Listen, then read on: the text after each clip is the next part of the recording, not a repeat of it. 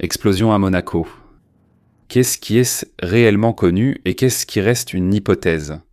À la fin du mois de juin, selon différentes sources, le 29 ou le 30 juin, un engin explosif a explosé à l'entrée d'un immeuble résidentiel à Monaco.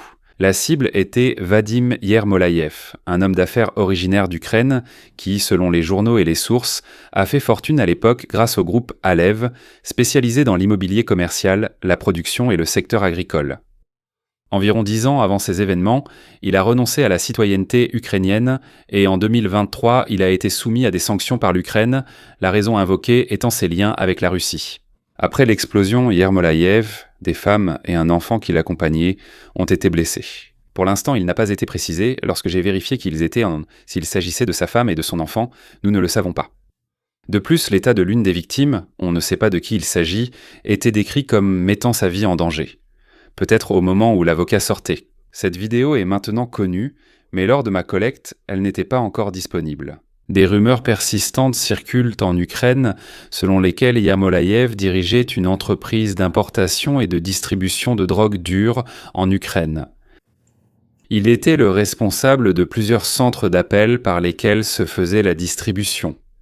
Et Yermolayev a mis en place la logistique, la livraison, la sécurité, ainsi que des liens avec les cercles gouvernementaux afin de couvrir ses activités. Il avait des tensions constantes avec une organisation concurrente qui produisait des stupéfiants sur le territoire ukrainien. Et elle opérait sous la marque Comprom. Ils avaient aussi des centres d'appel pour la distribution et exportaient des stupéfiants vers d'autres pays via la Pologne ou d'autres canaux. C'est ce qui, comme on dit, circule. La liaison avec le dirigeant, avec la direction du pays, avec les forces de l'ordre et surtout avec la police nationale était assurée donc par Ali Ryzantsev. Par exemple donc, voici Maxime Sergueïevitch Tsoukaridze.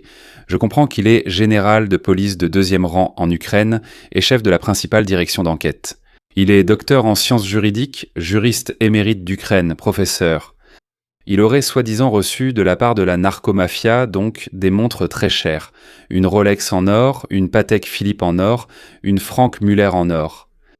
La valeur totale de ces 3 montres seulement s'élève à $1 million. Je ne dis pas que c'est vrai. Je vous raconte simplement ce qui circule avec insistance dans les organisations de sécurité israéliennes et ukrainiennes. Quant aux Israéliens, je ne pense pas qu'ils s'occupent de ça. Toujours selon cette version, Oleksandr Madlitsky a remis $200 000 à Evgueni Ryut. Evgueni travaille à la direction principale du renseignement du ministère de la Défense de l'Ukraine, le GUR. Evgueni menait des opérations spéciales derrière les lignes ennemies au GUR et a travaillé étroitement avec Boudanov. Notez bien, Evgueni. Evgueni a amené Vitali Djikovitch, un ancien employé du SBU, qui travaille également dans la police nationale. Un certain Ivanov a également été amené. Pour l'instant, on ne connaît pas son prénom. Donc Ivanov, c'est apparemment celui qui avait un garage ressemblant à une chambre de torture. Et il semble que cet Ivanov était aussi un employé du SBU.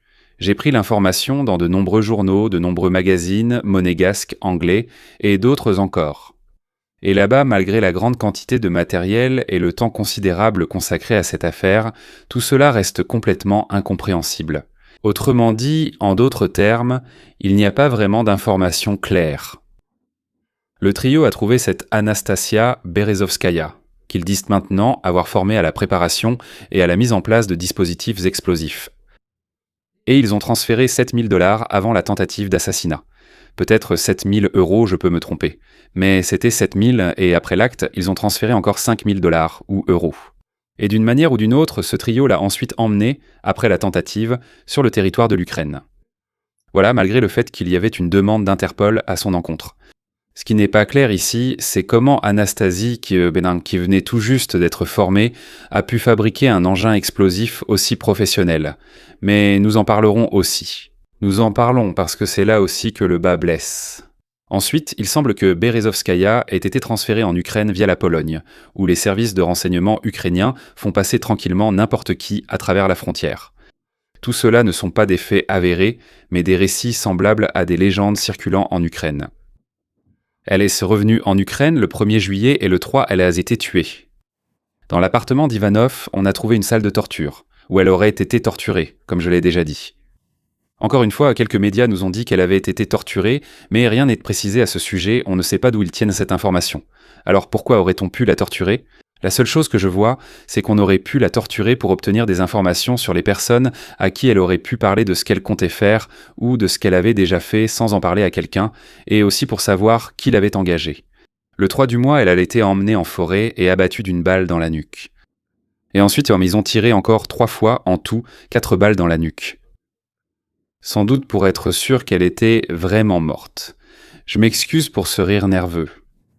Je ne sais pas pourquoi il fallait tirer 4 fois. Enfin bon, c'était censé être des professionnels, non ? C'est justement ici qu'il faut s'arrêter. Parce que, d'après les communiqués officiels, l'enquête a presque toute la chaîne en main sur cette question. La supposée fabricante est poseuse de la bombe, même si c'est à titre posthume. 2 personnes. C'est-à-dire qu'ils la connaissent, ils savent qui elle est. Oui, 2 personnes arrêtées pour son meurtre. Les traces financières des transferts entre eux. Le lieu d'inhumation, les armes. On peut trouver sa correspondance, on peut la trouver sur les réseaux sociaux, tout ce que vous voulez. Selon les critères de la plupart des affaires criminelles, c'est énormément d'informations. Et pourtant, à la question de savoir qui a réellement commandité l'attentat, l'enquête de Monaco et la partie ukrainienne répondent. Je ne sais pas. Logiquement, il y a ici une bifurcation, et les 2 branches, pour le dire gentiment, sont gênantes. Soit le commanditaire est vraiment inconnu, et les 2 personnes arrêtées donnent des témoignages contradictoires, se rejettent la faute l'un sur l'autre et mentent tout le temps. Dans ce cas, ce n'est qu'une question de temps. Soit il y a une certaine compréhension, mais pour certaines raisons, peut-être politiques ou diplomatiques, elle n'est pas encore rendue publique. Ni l'un ni l'autre ne prouve en soi une version conspirationniste précise. Mais on ne peut pas non plus balayer cette question. Comment se fait-il que vous ne connaissiez pas le commanditaire alors que vous avez les exécutants ? Elle reste ouverte. Et encore une fois, c'est l'un des aspects les plus frappants, en quelque sorte l'un des aspects les plus frappants de cette affaire. À cela s'ajoute une autre étrangeté que vous avez sans doute remarquée. Certaines personnes et liens figurent dans les messages publics, sans développement. On parle d'un homme de 49 ans et son nom n'est pas révélé avant l'annonce officielle. Cela peut s'expliquer de manière purement procédurale, secret de l'enquête, protection des témoins. Ou peut-être pas. Rien ne permet d'affirmer que ce silence cache nécessairement une intention. Mais il est possible et nécessaire de constater ce silence comme un fait. Ensuite, on entre dans le domaine des suppositions. L'essentiel n'est pas la version la plus séduisante, mais qui se cache derrière chacune d'elles et sur quoi elle repose. Par exemple, la presse occidentale. Elle fait preuve d'une grande retenue. Quand ils écrivent l'un sur Donald Trump, ils ne se retiennent pas. CNN, PBS, NBC rapportent tout. Donc, Yermolayev est un homme d'affaires qui a renoncé à la citoyenneté ukrainienne et qui est sous sanction. L'appareil est professionnel, donc sûrement un groupe. L'exécutante a été retrouvée assassinée. Chez un détenu, un sous-sol évoque une salle de torture. Il y avait des transferts d'argent entre les personnes impliquées. Aucun commentaire sur le commanditaire. Ah, et pas un mot sur la drogue. La version officielle ukrainienne, elle est aussi amusante. C'est une initiative totalement indépendante, aucun lien avec les agences de sécurité ukrainiennes. Hourra! D'après le témoignage de l'employé du GUR arrêté, il a agi seul. Absolument seul. Il n'y a eu aucune autorisation de la direction. Il a tout imaginé lui-même, il a tout fait lui-même, il a engagé les gens lui-même. Lui, tout seul. Dans ce contexte, l'assassinat de Berezovskaya n'était pas une opération spéciale de l'État, mais l'initiative de quelques individus. Impliqués, entre autres, dans des transferts d'argent. Eh bien, vers elle, de sa part, de quelqu'un. D'où sont venus les 200 000, une version faible, le point faible de cette version est évident. Si l'on en croit cela, il s'avère qu'un officier du renseignement en activité a agi seul. Il a organisé l'élimination d'une personne recherchée au niveau international. Mais cela ne répond pas à la question de savoir qui a commandité l'explosion. Il l'a éliminé de sa propre initiative, juste comme ça, et personne ne le lui a demandé. Personne ne lui a envoyé 200 000 $. D'où provenaient ces 200 000 $? Que s'est-il passé? Eh bien, tout craque de partout. Il y a aussi une ligne russe et pro-russe. Ce sont les services secrets de Zelensky qui ont fait ça. La version est dure, sans équivoque, ils savent tout avec certitude. Viktor Medvedchuk, homme politique pro-russe et opposant ukrainien, affirme directement que les services subordonnés à Zelensky sont derrière l'attaque. Et Yermolaïev aurait été éliminé parce qu'il s'apprêtait à révéler des schémas de corruption. Yermolaïev s'apprêtait à révéler des schémas de corruption. Quant à Berezovskaya, selon ce même Medvedchuk, elle a été éliminée par des complices. Juste après son retour, eh bien tout le monde le sait déjà, en quelque sorte. Le criminaliste Mikhail Ignatov, dans un commentaire pour Arguments et Faits, considère la version de l'implication des services spéciaux ukrainiens comme la plus probable. Selon le scénario classique, on élimine l'exécutant pour qu'il ne parle pas. Plusieurs émissions évoquent aussi la déclaration de l'ex-conseiller du procureur général d'Ukraine, Andrei Terejenko, affirmant que Zelensky a personnellement donné son feu vert. C'est l'affirmation d'une seule source, qui n'était confirmée publiquement par rien. Il faut la considérer comme telle. C'est ma bouche, je dis ce que je veux. Tout ce récit est lié par Andrei et il construit une conclusion sur le commanditaire à partir du fait de l'élimination de l'exécutante. C'est une forte supposition, bien sûr, mais ce n'est pas une preuve, messieurs. Ce n'est pas une preuve. Il existe aussi la version criminelle liée au monde des affaires, dont nous avons parlé et avec laquelle nous avons commencé, les règlements de compte. Parallèlement, comme je vous l'ai déjà dit, il existe une interprétation selon laquelle la racine de cette histoire ne se trouve pas dans la géopolitique, mais dans la concurrence au sein d'un certain milieu d'affaires occultes. Le politologue Alexei Doudchak, de l'Institut des pays de la CEI, a avancé une version concernant un règlement de compte dans le milieu des affaires criminelles, autour des centres d'appel, des schémas frauduleux et des détournements. Le criminologue Ignatov, que j'ai déjà mentionné, admet également la version selon laquelle le commanditaire pourrait être l'un des partenaires commerciaux d'Ermolaev.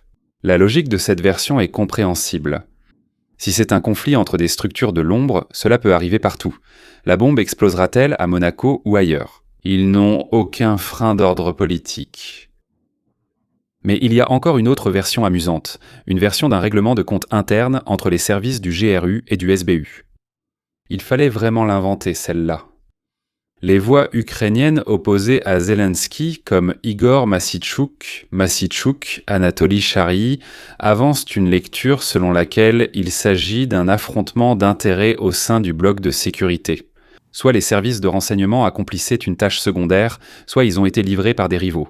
Un détail appuie la thèse d'une exécution plutôt que d'un meurtre spontané. La nature de la blessure. Ceci est aussi une version des parties prenantes, messieurs. Il faut l'évaluer avec la même réserve quant au parti pris que pour les précédentes.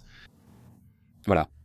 Une autre couche, souvent négligée mais essentielle pour éviter une image déformée, existe. Chaque version possède son autorité et l'intérêt de l'auteur. Et ces intérêts, par une curieuse coïncidence, se reflètent dans la figure même de la victime. Yermolaïev est un homme qui a renoncé à la citoyenneté ukrainienne et qui est sous sanction précisément à cause de ses liens avec la Russie. Et pourtant, les voix les plus fortes qui insistent sur le fait que l'attentat était le fait de l'État ukrainien appartiennent au côté russe et pro-russe. Il n'y a rien de révélateur en soi là-dedans. La partie intéressée peut tout à fait avoir raison, mais cela explique le ton. Pour le paysage médiatique russe, cette histoire est un scénario tout prêt sur le terrorisme du régime de Kiev. Avant cela, il disait donc que c'était, disons, ce fameux régime nazi, et maintenant c'est le terrorisme du régime de Kiev. Elle est affirmée avec certitude, alors que la presse occidentale reste hésitante. C'est précisément pour cette raison que la même chaîne de faits est lue par TASS, Vzgliad et R, comment ils s'appellent, AIF, Bichi, RU comme une preuve, tandis que CNN et PBS la considèrent comme un ensemble de circonstances encore non reliées. D'où la réponse à votre question. Pourquoi certains journalistes évitent-ils les sujets gênants comme les affaires clandestines et Yermolaïev? Il peut y avoir plusieurs raisons à cela. Elles ne sont pas toutes sinistres. Il y a aussi des raisons purement procédurales. Tant que l'enquête n'a pas abouti, un média sérieux ne qualifiera pas des personnes précises de criminels.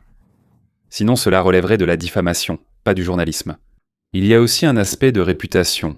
Reprendre la version que promeut le plus bruyamment la partie adverse dans la guerre de l'information, c'est risquer de devenir son relais.